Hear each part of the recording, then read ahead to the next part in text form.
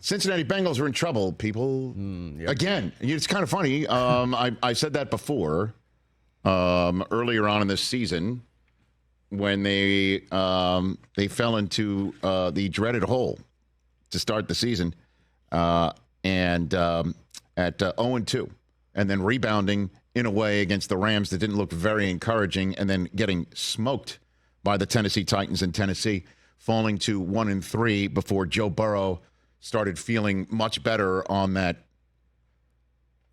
calf muscle, and then winning at Arizona, winning against Seattle, bye week, absolutely taking the San Francisco 49ers to the woodshed, beating the Buffalo Bills, and thought, okay, here we go. There's the Bengals right there. Rick Dalton GIF. That's the one. That's the Bengals team that we know. And then a slip up is one way to put it against the Houston Texans. And then last night, I said this, that's what was at stake against the Ravens. Last night, do you want to win this division and repeat again as division champs? Or will you now be in a 5-5 mosh pit fighting for your wild card lives and potentially having all sorts of tiebreaker problems, 0-3 in division, 1-4 in conference? Oh, my goodness gracious. Heads-up problems all over the place. Certainly if the teams that you're fighting for a playoff spot, include the Houston Texans. So you got problems. And now the ultimate problem is what is up with Joe Burrow's throwing hand or wrist or what? Because that was the conversation going into the game of him being caught by a local camera crew coming off the plane in Baltimore on Wednesday, having what looked like a contraption on his throwing hand.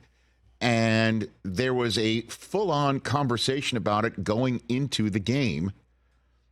Was it something to protect his throwing hand? Is there something wrong with his throwing hand? Because if there is, why wasn't he on the injury report for it? Is it something like tendonitis? Is it something to keep his hand ergonomically correct? Or, as many were pointing out to me on the old Twitterverse, that he's coming off a plane or a bus, right? Mm-hmm. And maybe he was in transit on his iPad, and it looks a lot like a glove that you put on when you're drawing on your iPad to make sure that the bottom of your drawing hand doesn't rub against the tablet surface and thus mess up what you're drawing. Is this Joe Burrow's travel hobby? He's not reading. He's not Netflixing. He's just drawing and chilling. I don't know. Yeah, sure. Why not? Dude. It does look pretty similar. It looks a lot like it, which would explain why he's not on the injury report. But then he goes into the game, and all of a sudden can't grip a football. As Jadeveon Clowney puts him down on the ground, and the number of times that you see a quarterback hop right back up and get under center or in shotgun and just go right at it, suddenly he's now waving his hand. You're taking a look at it. It's looking really swollen. The shot we have on the screen didn't have anything, with his hand extended. At one point, his pinky looked very Baldinger-like, and it looked like it was in a different angle, although, not Anthony Munoz-like, to use the Bengal analogy, but it didn't look great. And we're left to, because he did not speak after the game, doing stuff like what we did, remember Sunday Night Football, and Aaron Rodgers wouldn't give up his jersey to Jameson Williams last year because he's just like, no, I'm going to hold on to this one. And everyone's like, well, he's going to hold on to this one because he knows that's the last time he's going to wear a Packer jersey, which turned out to be true. Although he was doing that because apparently Jameson Williams wanted to swap jerseys with him.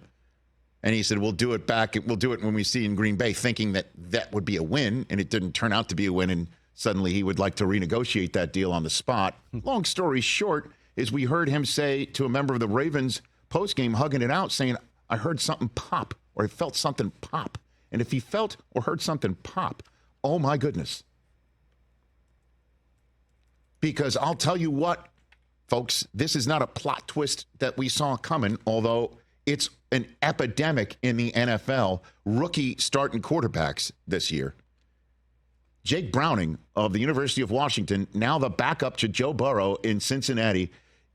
Could he wind up being, 9 days from now, the Cincinnati Bengals taking on the Pittsburgh Steelers at home? Could he wind up being the 11th rookie to start a National Football League game in 2023? Jeez. And if that's the case, because it's Pittsburgh at home, then at Jacksonville on a Monday night, OMG. The Buffalo Bills, as we all know, struggling. They're 5-5. Everyone's wondering what's going on there. Is Josh Allen going to make the playoffs? The Bengals suddenly, after a Thursday night game, are holding that beer with 2 straight losses in a span of 5 days. And then over this 9-day stretch, you know, one thing that we know Joe Burrow's not doing is drawing on his iPad with that hand, if that's what he in fact was doing. And Tom Pelissero will join us later on in the show to talk about what is apparently happening, an investigation by the NFL saying, okay, we saw that rap, Amazon put it on the air, and we're going to start taking a look into this thing. But be that as it may, regardless of whether the Bengals should have done this or didn't do that, or an investigation here into that, the Cincinnati Bengals coming into this season, wondering if Joe Burrow is going to make it because the calf muscle starts playing like the Cincinnati Bengals of the last couple of years, with Burrow no longer seemingly having any problem with that leg, now have a problem with him being able to grip a football. Totally different ball of wax. Yeah, you saw that clip on the sideline after he just came, like, yeah, and he was just like, nope, that's it. Nope, out. Can't do it. Can't even grip the ball. Oof. I know, and then they kept following him underneath the stadium. He was like kind of going back and forth. Yeah, it was just like he got lost at one I don't point. know if he was looking for the room or the X-ray. I guess they didn't have any ways. They didn't have any ways on where to find anything. No but signage. At one point, he's just walking through, and I thought, like, okay, he's coming back in the game. They just missed the tunnel to go back on the field. Yeah, because there was about 2 minutes left in the half. Weird. At that point, yeah. Weird. Bummer. And also pointing out Kaylee Hartung with an excellent sideline report to say, you know, pointing out, hey, man, everybody talks about sideline reporters. You don't need them until they're like lawyers, right? You don't think about them until you need one. Yep. And we needed one last night. She was talking about how Burrow wasn't coming back, and maybe there's an issue with his availability for multiple games. Yikes.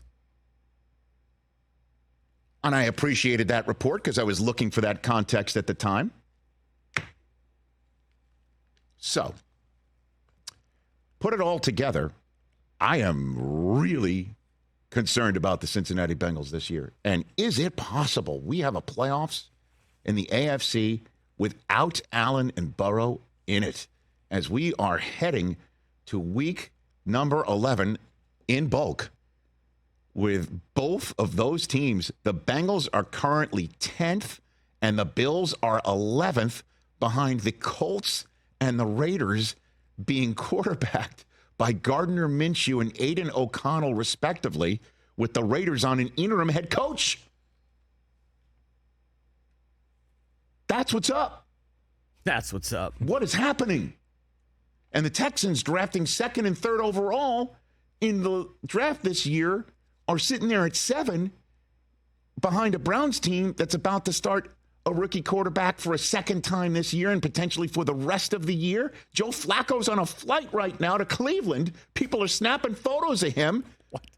Did you see that? No. I didn't see the photos. I saw the report that he's being worked out. Yes, and by the way, new fantasy team name, great movie, Seat Shaming Joe Flacco. Is he middle? I don't know. Oh. But there is somebody's taking a shot at him boarding a plane. I'm sure his hair looked great. The Texans are currently with a bullet right now.